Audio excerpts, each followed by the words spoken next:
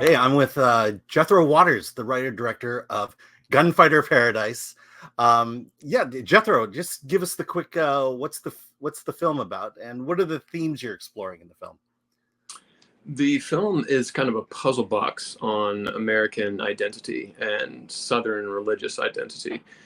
So that's the world I grew up in. I grew up, my father's a Vietnam vet, a gunsmith. So I grew up shooting professionally in competitions, speed shooting, long range rifle shooting, all that stuff. And I grew up in a very Christian, conservative household. And so my mom was a little bit on the, other side of that spectrum, where she was more of an educator. She was a little bit more free spirited.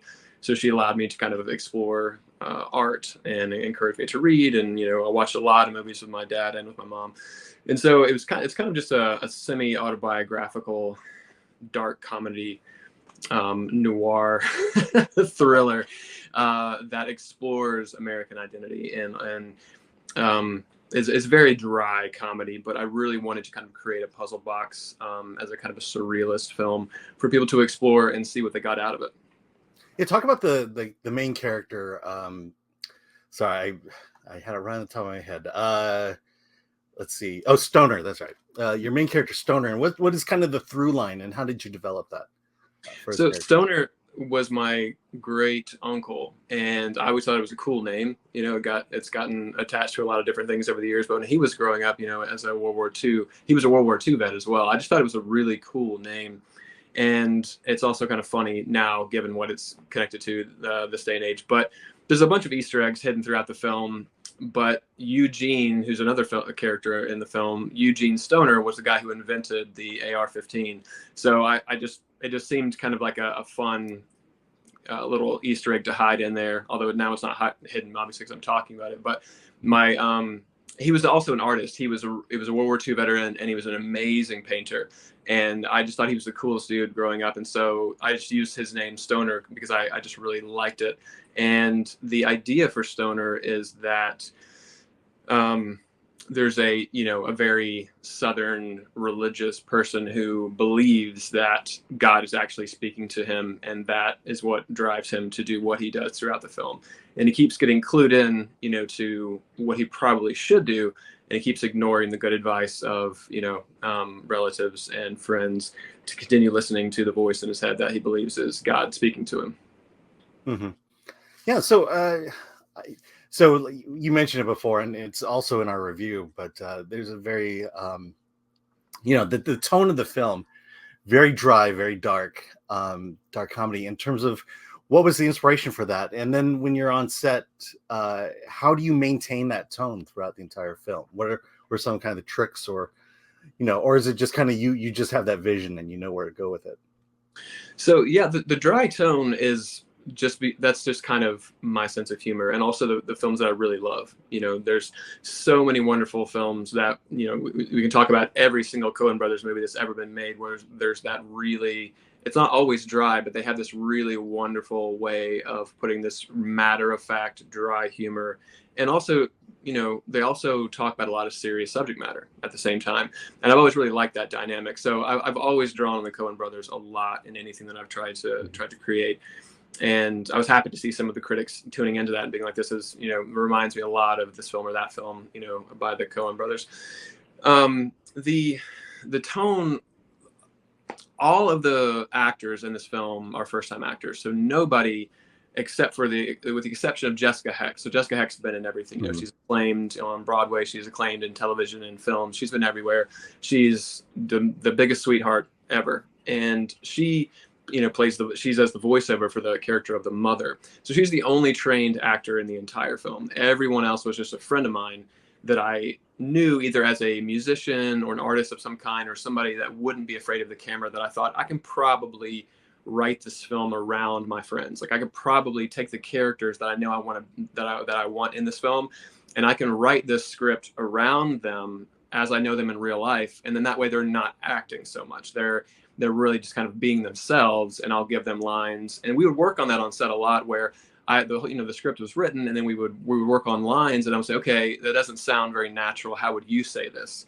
And then we would work on each individual line to where that character Like for instance, my friend Joel, who's the one of the main characters throughout the film, he's kind of the relatable everyman. He's a cable man in real life, and I wrote him into the film as a cable man. So he shows up in his work van, in his work clothes, and he's just playing himself, which is all of our friends got a huge kick out of seeing our good friend Joel, who's a cable man, playing a cable man in a movie as himself, and so that helps a lot with the tone of the film. And I felt like the more dry I kept the comedy, the more the really serious subject matter that we're covering would stand out, and it wouldn't be this slapsticky goofball. It's a lot of the comedy, as it's been explained to me after people have watched it, is that they're really unsure whether they're supposed to be at certain points, whether they're supposed to be laughing or not, because there's a lot of darkness in the film as well, which I thought was great. If you're laughing hysterically at something you probably shouldn't be laughing at, then that makes it a lot funnier. Yeah. I mean, you bring it up, and I just was thinking, we talk about this sardonic tone that the movie has, and I'm wondering then, is it this dry tone? Does that I guess if you're working with non-actors, it kind of works, or or was it kind of easy and kind of natural for your actors then to be able to perform, or did you have to, was there a lot of encouragement that you had to give, or a lot of direction you had to give with your friends? It really depended on the day, but a lot of them just kind of nailed it. When I, told them, I just want you to be yourself. I wrote this around you, so I just want you to be yourself. But also, you don't know this guy in real life, and you're speaking like you know him, right? When there'll be those kinds of moments where they forget, oh, right, there's a scene going on. I'm supposed to feel natural. And the cast was made up of all my friends, and the crew was made up of all my friends. So it was a relaxed environment. We weren't under a lot of pressure. We had the time, the locations, and so it really wasn't that difficult to get them to really deliver. And I have to let other people tell me how those performances actually are, because obviously I'm going to judge them differently, having been there, and I know those people for such a long time.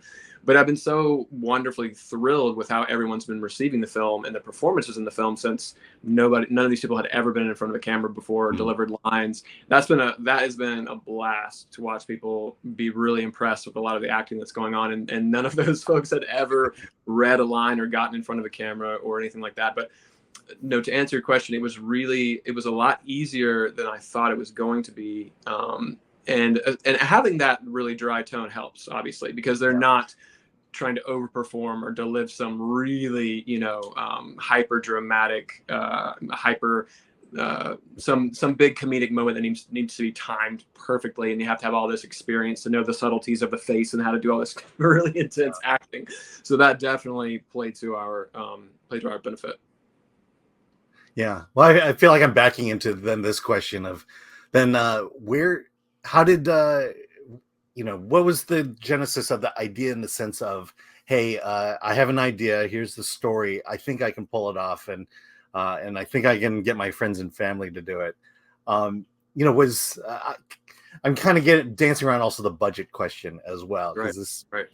It's, where were you in the sense of, hey, what if I can make a movie with my friends and family, and we can make this a great one? Talk about that genesis of that idea and just getting the project off the ground.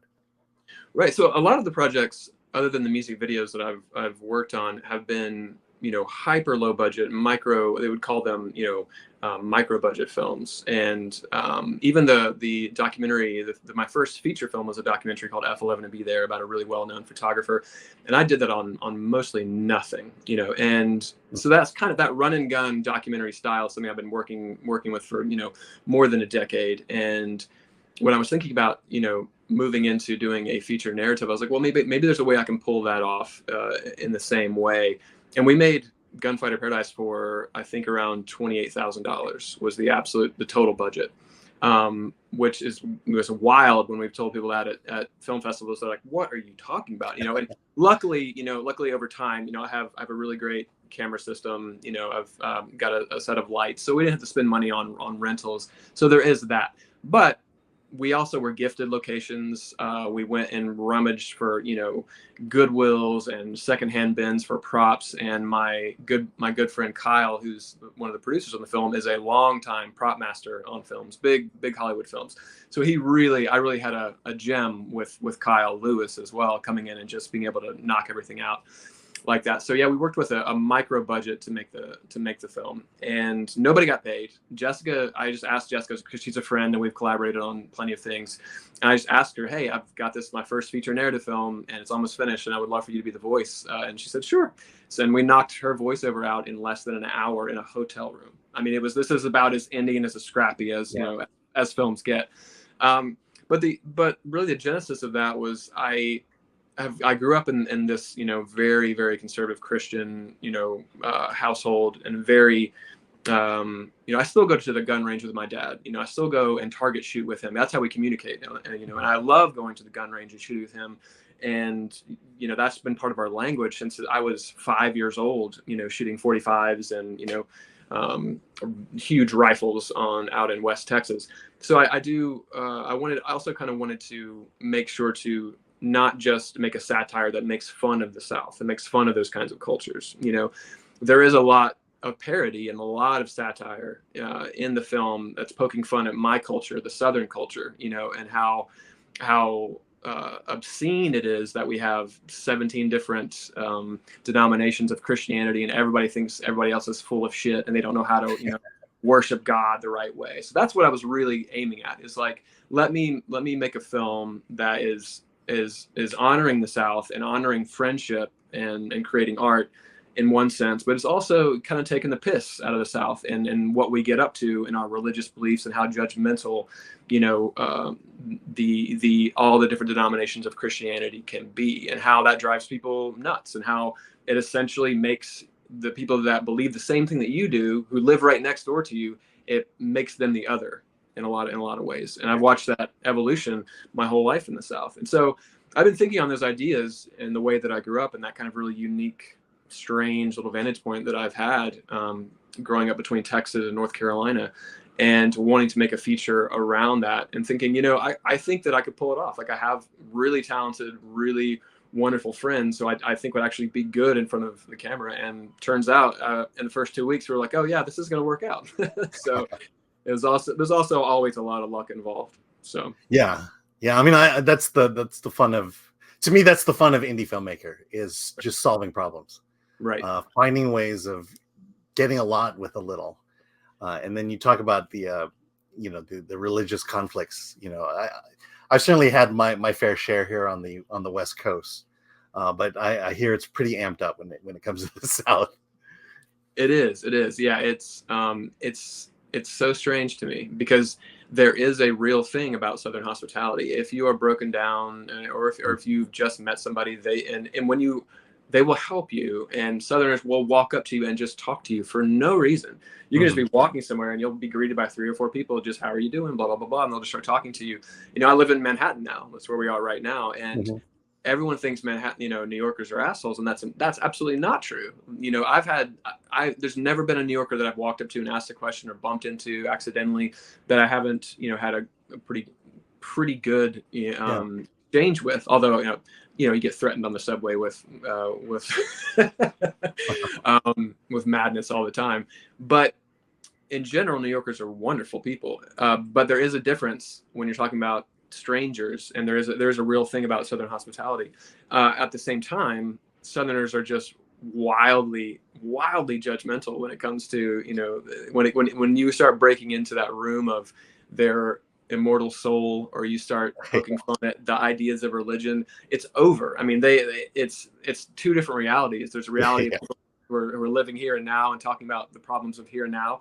And there are people who are living in the idea that what I do now, how I vote now, every decision I make now is going to affect where my soul goes for all eternity. And they're deeply, you know, living that way. And those are 2 wildly separate realities, which is something I want to film as well. I know. I mean, as much as I talk about the left and the right, it's now more than ever, we've become more and more divided. And it's not just one side saying it about the other. It's actually both sides saying it about each other. And there's got to be some way of just bringing the two together.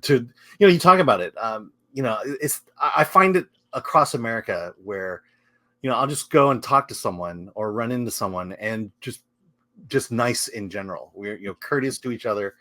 Yeah, but then once you start talking about, how you got baptized or whether you spoke in tongues or, or who you voted for, then that's where the divide begins. And it's just insane to me. It's so true. It's so true. It's so shocking. I can go back home and be having the best conversations ever and know that this person is a genuinely amazing human being. But then as soon as you take that left turn and go down the avenue of politics or religion, it's game over. It's really sad. It's really sad that we're not able to bridge those divides and to speak to each other, that we've gotten so lost in our little echo chambers. Okay. So I want to end on this one, just because you've done quite a few music videos. Mm-hmm. And I'm just curious because this seems to be a common starting point for a lot of filmmakers is music videos. Mm-hmm. What I would ask you this: what were you as a director and as a writer? How did music videos help you in the process of becoming who you are today? And what piece of advice would you give to filmmakers who want to become a filmmaker? And can do it through the path of music videos? Yeah, I think music videos are a most excellent way to start a career, because there's so many different elements you have to focus on when you're making a short film or you're making a documentary. And a lot of the problems come when you're talking about sound. Sound, as everyone knows, is so difficult to master and so difficult to get right when you want, and it can ruin a film. It can absolutely ruin a documentary or ruin a narrative. But when it comes to music videos, all you're thinking is visually. How do I tell a story visually? How do I make something abstract that's really beautiful that fits stylistically and artistically with the music? And that's all you have to focus on, and that allows you really to start thinking in a different way about storytelling and to get away from so many technical aspects of, I just need to light this really well, and I need to make this story really shine. And it obviously needs to be appropriate for the music and elevate the music in some way. And I got really fortunate in that I was living in Asheville when my career really started. And I was doing a lot of documentaries and educational work for colleges and universities through a publisher. And I just happened to bump into Angel Olsen, who lived in Asheville as well. And she, was kind of blowing up at the time. She'd been doing really well. And we became friends. We had a lot of the same interests. And she asked me to come do some music videos, which was just really serendipitous. Like, hey, I've seen your work. You're kind of a weirdo. You do some wild stuff. Come make some music videos with me. And I said, okay, sure. And so I owe a lot to Angel and to my good friend Mark Capon as well, who's her manager at the time. And they brought me in, and we did a bunch of music videos that year, and have continued. And that really, that's really where my career got started.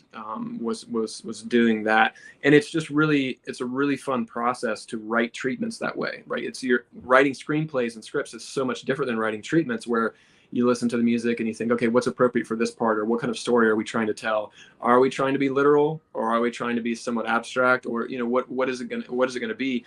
And so anybody that I talk to about filmmaking, I always advise them to, if they're looking to get started as a filmmaker, I always say, a lot of people have friends who are in bands or who are into music, and every one of them needs a music video.